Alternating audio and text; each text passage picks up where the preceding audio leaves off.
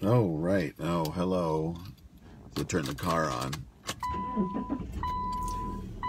Oh, good morning. Hello to you.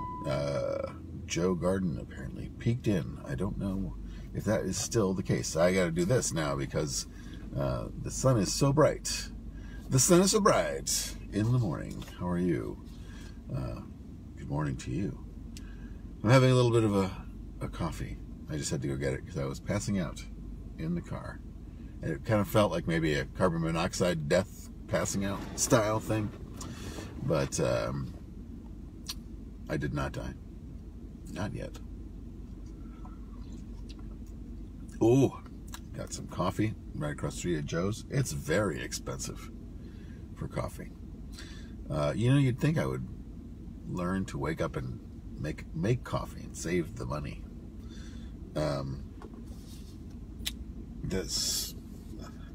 I'm spilling coffee on myself, and it is painful because of the heat. But yeah, you'd think I would save the money, but I usually wake up and fireman style just go right in my clothes and then out the door to park the car. Good morning, Mike Gregoire. I'm glad that you are awake. It's very early where you are, but I've been awake since 6:30 my time and in this car.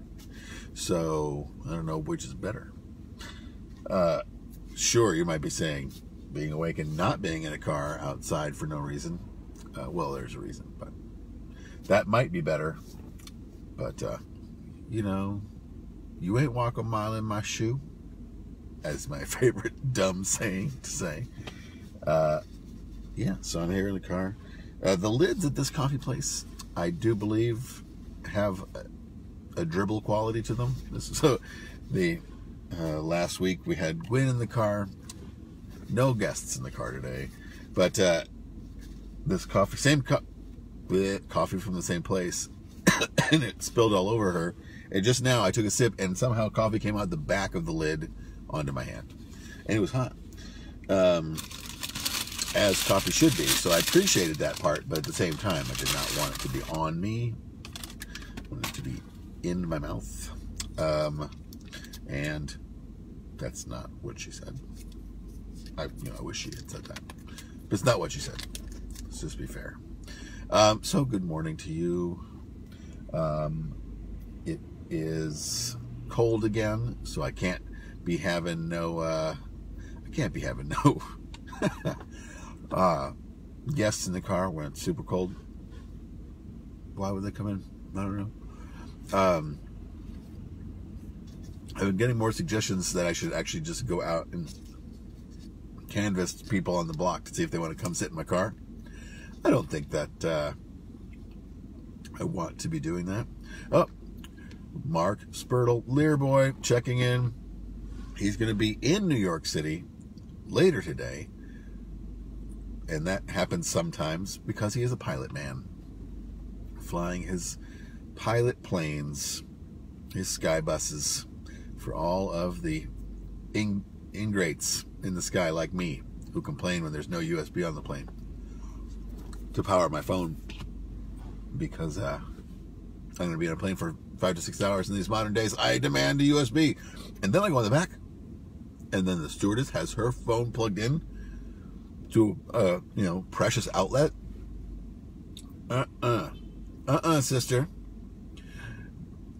Those outlets should be for the passengers, not for the stewardesses. And then an air marshal holds you down, and someone ties your feet with a belt. That's so awesome and not cool. I'm not awesome, not cool. Hello, Penny. How are you? You're watching all the way from England. Oh, I see. So, Mark, you are somewhere. You're sitting on the West Coast. Did a small little trip. So it's like a smaller plane or just a regular plane with a shorter trip. And then you're flying all the way from the West Coast to New York. What an amazing time. And Penny, I believe you are in England. You were in New York, and then now you're in England again. And I hope you're doing well. What sarcasm. Oh, were you doing sarcasm? Sarcasm in text on the internet. You got to use the sarcasm quote hashtags. Hashtag sarcasm. Oh, jeez. What, Mike, you're having a colonoscopy? Oh, I guess I hope it's a routine one and not for a, concerns, or just a fun one. Because I know that, some people are like, Doc, I'm pretty sure that there's something wrong up there. Better stick that camera back up in there. But I never pictured you as one of those people. But, people change over time. At one point in your life, you may be terrified of getting a colonoscopy. And the next, you might be like, hey, I want an invasive robot snake going up the miles of my intestines. Is that the kind of person you are now, Mike? Oh, I see you're 50. So you have to have the preventative camera examination where they go. But, I always feel like when they do that, it's kind of like cutting a tree down and counting the rings. It's sort of like the history of your poor eating decisions up there in your colon. Oh, I'm back. Ugh. My cell phone, internet. Bleh. Anyway, I have not had a colonoscopy I look forward to, but I've had an endoscopy where they just take a peek up the end. Wait, did I turn my phone? I got it. Hold on. Yeah, turn on. Make sure I'm pretty sure I turned off the Wi-Fi. I did. What's wrong with you? Anyway. Oh, yeah. Yeah, Mike, are you having to swallow all the fluids in order to blow everything out that you've ever had inside you? That's always a fun thing. I was just telling that story recently of a friend in need, where you have when I was I had something where I had to have a barium swallow where they trace something through your guts to make sure like your kidneys are functioning or something like that. And I had to do all this liquid. And then I ran out of toilet paper. And I had to call Mark Cherrick, was the only person available and nice enough to come over and bring me a roll of toilet paper, because I could not make it to the Walgreens. Because I was just like, like you're saying, 4 liters of liquid that you have to ingest, and that liquid is not just for hydration purposes. It is for feces removal purposes. Just to be blunt, I don't want to dance around the subject. But, well, good luck to you with your colonoscopy, Mike Gregoire. I hope they give you a commemorative t-shirt or plaque of some kind. And I hope that the camera is blockage free. And I hope that you're not one of those people who wakes up during it and is like, ah! Although I doubt you will be. That twilight, I think you're not supposed to remember any of it, right? You're awake. See you on this side. Some of us aren't going to make it, but we'll see you on the other side, bro.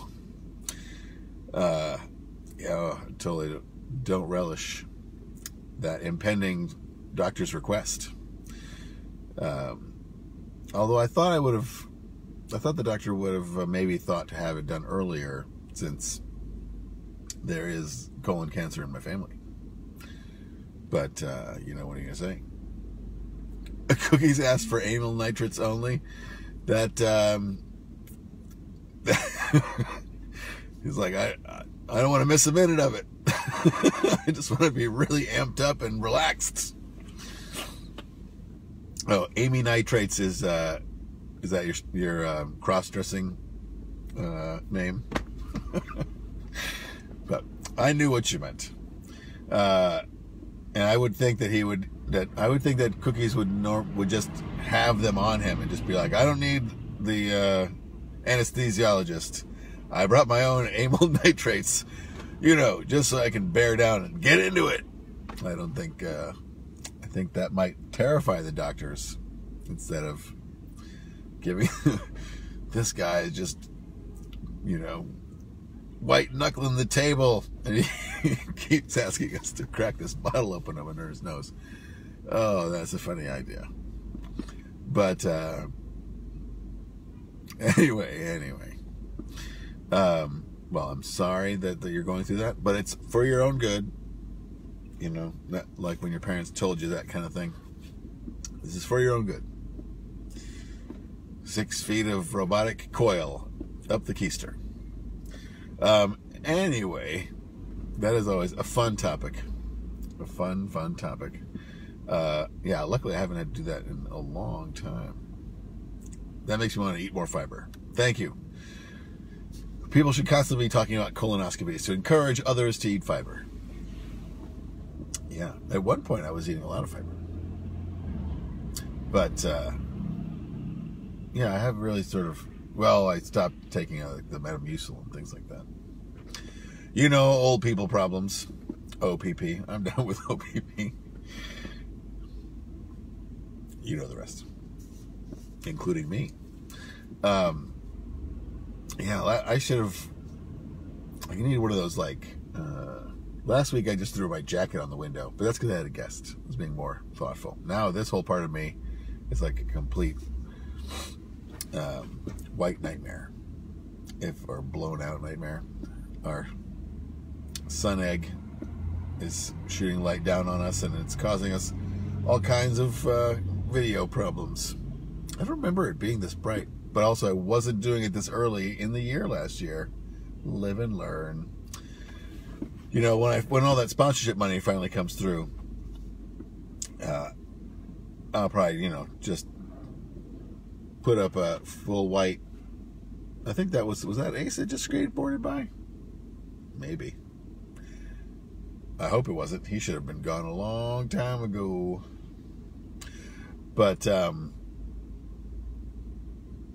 that's right. Yeah, I was going to say, when I finally get my sponsorship money, I'll probably put up, a frame, some Century, some C-stands, and, some half white, just to keep the sun from blasting me out like that.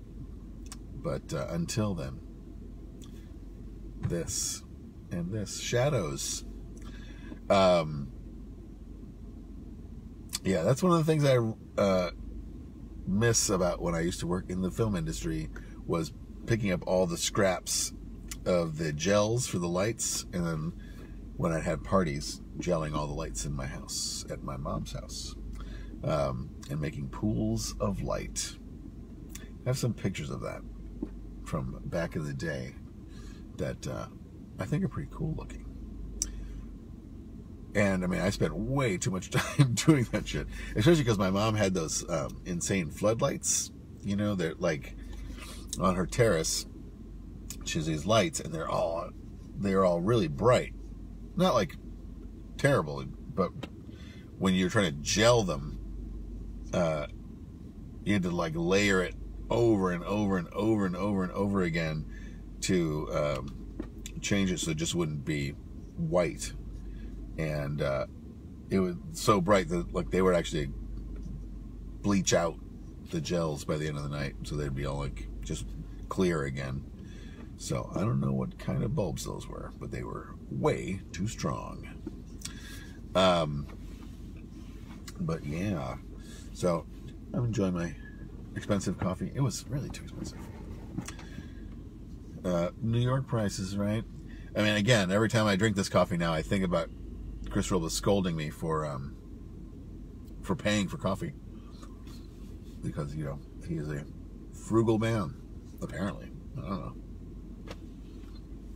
I know what he's spending his money on, besides his family. Pfft. Now, yesterday, if you follow me on Instagram, you could have seen the fantastic chile rellenos that I made. Probably some of the best chile rellenos I've made in a long time. Not too salty, pretty delicious. And the peppers, the poblanos themselves, were actually really substantial, so that when you're like scraping the seeds out of them, they don't completely fall apart. It was quite a meal. And people always seem to like it, but only Chris Robles' wife, Sarah, asked for the recipe, which I was more than happy to share. It's like a super old recipe from Sunset Magazine or something like that from the 90s, but it is a good recipe. And if you want it, send me a Sazy. Now, if you don't know what a Sazy is, it means that you're not a middle-aged person. Sazy, of course, some of you may know. Does anybody know what a Sazy is in relation to mail? It's a self-addressed stamped envelope. And I learned that from Zoom. We're going to zoom. They had a, when I was a child, a show called Zoom on PBS. And I thought it was pretty cool.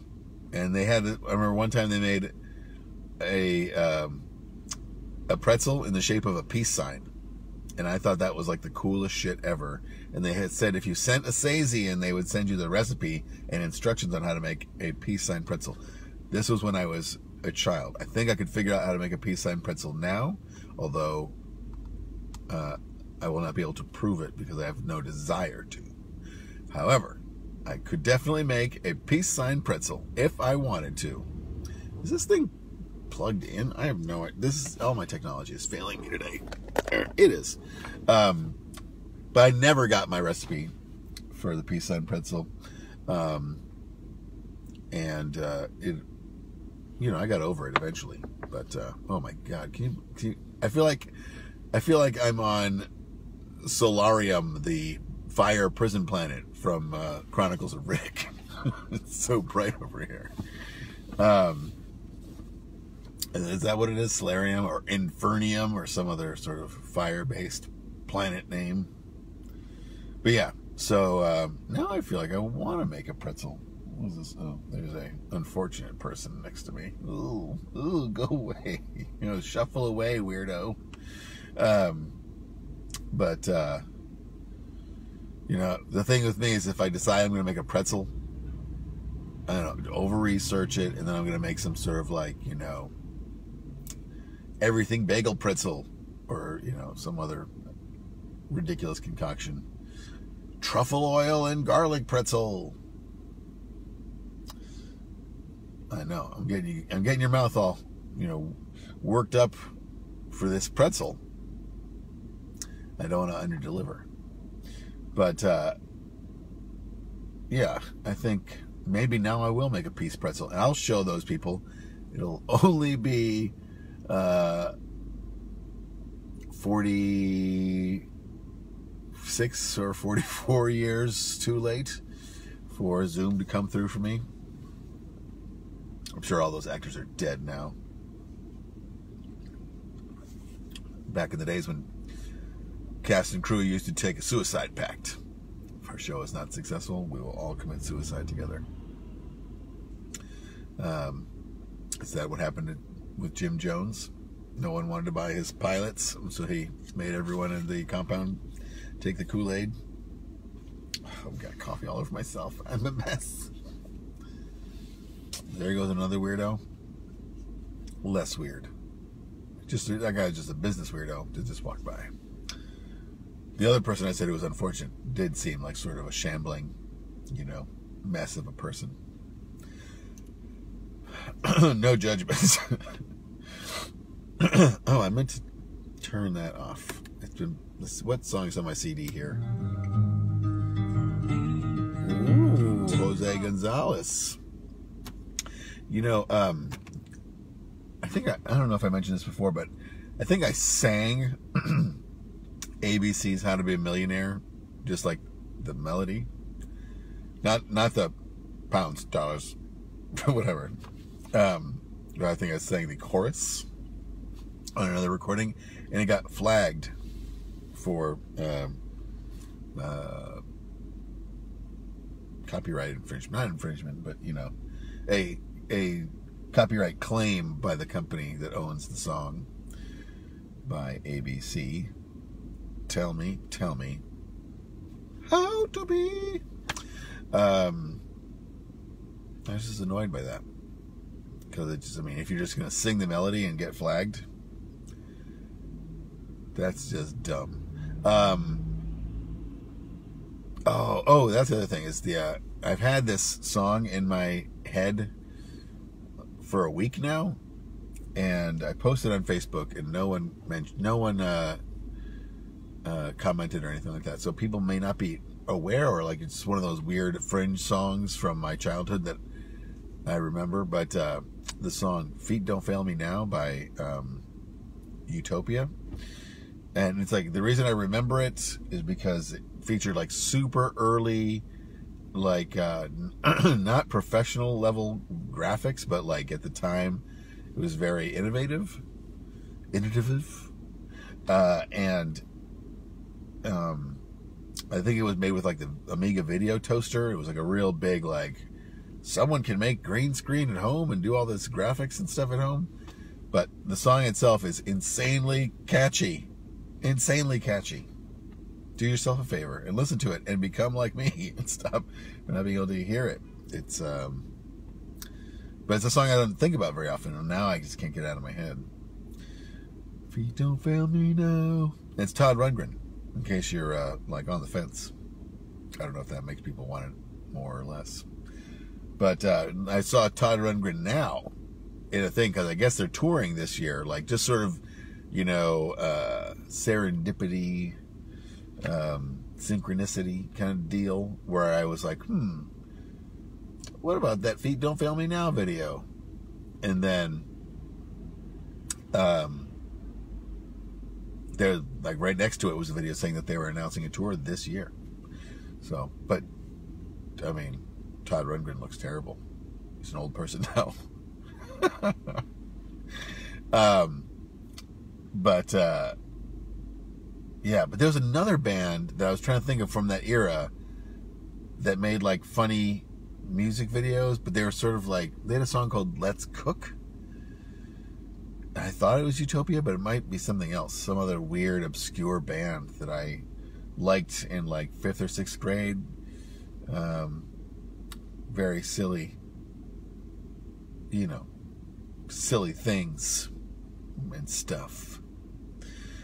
Samantha Gaddy, briefly on. I don't know if she's still watching. I've always wanted to chat with her again about if she is still teaching or just running a candy store. I can't tell.